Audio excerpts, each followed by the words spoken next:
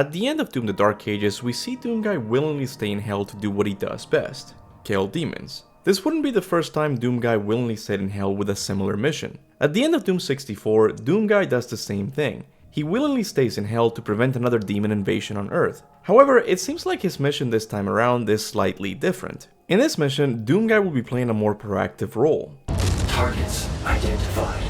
At the moment, we don't know who these targets are, but many Doom fans have theorized that these targets are most likely the High Council of Hell.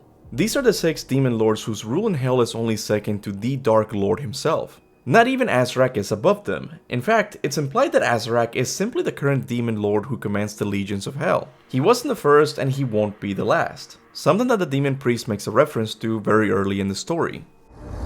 The Horde is yours to command. For now, Prince Azrak. I will be informing the High Council of your progress.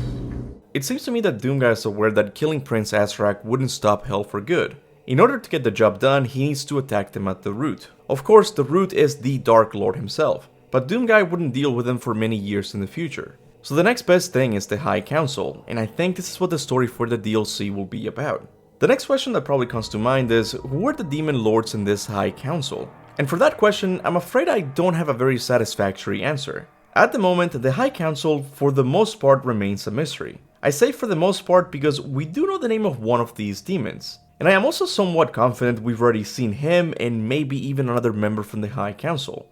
But not in the way you're expecting. In the mission titled The Forsaken Plains, Doomguy is tasked with taking down 2 hell cannons. When you reach the location of one of these cannons, you are greeted by a very interesting statue. When I first saw the statue, I had to stop for a second because something told me that this wasn't just a regular demon. For one thing, the fact that a statue was made in his honor tells me that he has to be somewhat important to the hierarchy of hell.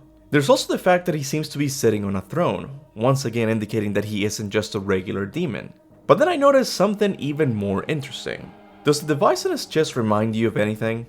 This device in the demon's chest seems very similar to the device the Voth has in Doom Eternal, a device that other lesser demons don't seem to have. It's not identical to the Voth's, but I think we can agree it's very similar. So I did some digging and I found that this statue might in fact be depicting one of the members of the High Council. This might be the Archdemon Erebus. Now if you find yourself scratching your head because you don't remember who this demon is, don't worry. We've never actually seen this Archdemon in any of the Doom games. How we know about his existence is thanks to Doom Eternal's art book, which shows a picture of Erebus, a demon lord that was most likely cut from the game. This is not confirmed or anything, but I suspect that originally there was a flashback sequence in Doom Eternal that showed the Night Sentinels discovering that the Makers and the High Council of Hell were working together. So it would have been in this flashback scene where we would have been introduced to the Archdemon Erebus. I've come to this conclusion because the Codex page that talks about the Night Sentinels' discovery mentions that this is where the Order of the Six resides. The Order of the Six, I believe, is simply another name for the High Council, where Erebus rules as one of the most powerful demons. Now for whatever reason, Erebus was cut from the final game, but it's very likely that it will officially introduce him in the DLC for Doom the Dark Ages, which makes some sense why we would find a statue of him in the base game. Now, I understand that the statue from the Dark Ages doesn't look exactly the same as the Erebus image from Eternal's art book, but it's possible that his design in Eternal wasn't set in stone. After all, not all the information found in art books is canon. There are plenty of Doomguy designs from the Dark Ages that never saw the light of day, like this one, which is one of my favorite ones. So it's possible that when we finally see Erebus in the DLC, he won't look like his original design. I suspect he's going to look like this statue from the Dark Ages. But at the time, this is just a theory. But if you think I'm right, allow me to show you another demon lord that might also belong to the High Council. If we go to the other Hell Cannon on the other side of the level, we see a statue of another demon lord. I'm assuming he's also a member from the High Council, because his statue placement is exactly the same as the previous statue.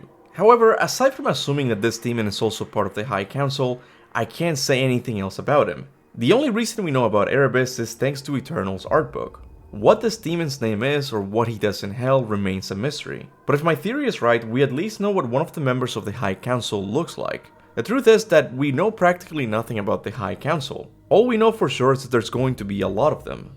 But now we get to the other part of the mystery, the reason why Doomguy is after them to begin with. Now this at first might not sound like a mystery. The reason Doomguy is after them is because they are demons. Doomguy loves to rip and tear demons, why not the High Council as well?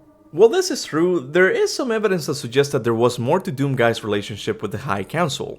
But for that, we're gonna have to go back to Doom 2016, more specifically, one of the Slayer Testaments. In his ravenous hatred, he found no peace, and with boiling blood, he scoured the umbral plains, seeking vengeance against the Dark Lords who had wronged him. So what's really interesting about this Slayer Testament is that it doesn't just say that Doomguy was on the hunt for the Dark Lords. It says that the reason he's after them is because they wronged him. What exactly does this mean? This could simply be referring to the High Council teleporting Doomguy to another dimension. So it's somewhat natural that he would want to make them pay for ripping him away from the world he sought to protect. But is it possible there's more to the relationship between Doomguy and the Dark Lords? Is it possible Doomguy entered into a deal of some kind with them? At first this sounds very unlikely given what we know about Doomguy, but maybe the Demon Lords promised him something that not even Doomguy could resist, like the return of his family. Back in Doom Eternal, it expanded Doom's lore in a very interesting way. If you go to Doomguy's room, you will see under his desk a picture of what seems to be his wife and child, who most likely died during the first demonic invasion of Earth. Back in 2020, this was a huge development in Doom lore, because before this, the only close loved one Doomguy had was a pet rabbit named Daisy, who died during the first demonic invasion of Earth. But there was never any mention of Doomguy's family. This was something new that Doom Eternal added to the backstory. But why? Well, most likely it just wanted to flesh out the backstory of Doomguy, make the reason why he kills demons more grounded. Look, I'm not a Daisy hater, but the motivation to kill demons because your pet rabbit dies is kinda silly. However, if you also add the death of your wife and child to Doomguy's list of motivations, then his actions become a lot more understandable and even reasonable. But it's also possible that it might have been setting up something by introducing this new piece of lore. Because this isn't the only mention Doomguy's family gets in Doom Eternal. Later in the story, the Khan Maker herself makes a reference to them. If you let the priest live, then I will return to you what the demons took from you so long ago. You need only turn back, and it will be yours again. All the pain you carry will be gone. Now, if we're going with Occam's razor here, we have to say that the demons the Khan Maker is referring to are the ones who invaded Doomguy's Earth. Remember, there are multiple dimensions in the Doom universe. The first demonic invasion we saw doesn't take place in the same Earth as the one from Doom Eternal. So when the Khan Maker says, "I will return to you what the demons took from you," she is most likely referring to his home world, where his family died. However, I think I can argue that the Khan Maker here could be referring to another event involving Doomguy's family, one that took place after Doomguy had crossed dimensions, one that I think could take place during the events of the Dark Ages DLC. Again, we need to go back to the Slayer Testaments and look at the word wrong closely. What exactly does this mean? Is it possible the High Council offered Doomguy a way he could be reunited with his family? I admit that the word wronged isn't enough to make a strong case for this theory, but there's also another weird phrase in the Slayer Testaments that we need to take a look at. And in his terrible rancor between worlds and through time, the Hellwalker found the wretch who shall not be named, but in I'm sorry, what was that again? between worlds and through time. The fun thing about analyzing the Slayer Testaments is how vague the information in them is. What exactly does it mean by between worlds and through time? Does it mean worlds as in different planets in the solar system? Or does it mean worlds as in different dimensions? Lately, I lean more towards the latter, because after Doom 2016, we know for certain that there are multiple Earth dimensions. And now, the Cosmic Realm has shown us that it could possibly be used as a tool to travel between these dimensions. So I wonder if the High Council will offer Doomguy a way to be reunited with his family again. Not simply by bringing them back to life, but maybe even sending him back in time. I know it sounds crazy, but the Slayer Testaments does talk about Doomguy traveling through time. Maybe they'll offer to send him back in time to his world, or perhaps an entirely new dimension where he can start from scratch. Of course, they wouldn't follow through with the deal, or they'll trick Doomguy in some way. This is classic Hell behavior as we've seen with the Icon of Sin, which would lead Doomguy seeking vengeance against him like the Slayer Testaments seem to indicate. It's too early to tell if the High Council will somehow involve Doomguy's family in the story for the DLC, but I am certain of one thing the High Council will do, and that is releasing the Titan Demon.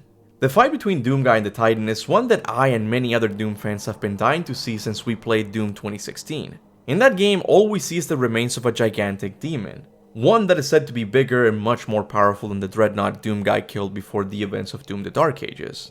And after fighting Cthulhu, we have to assume that the High Council will find a way to make the Titan even more powerful than the Lovecraftian god. At the moment, it's not entirely clear what story it is planning to tell in the DLC. There are a lot of directions they can take, but it seems at the very least that the High Council is almost guaranteed to finally make an appearance.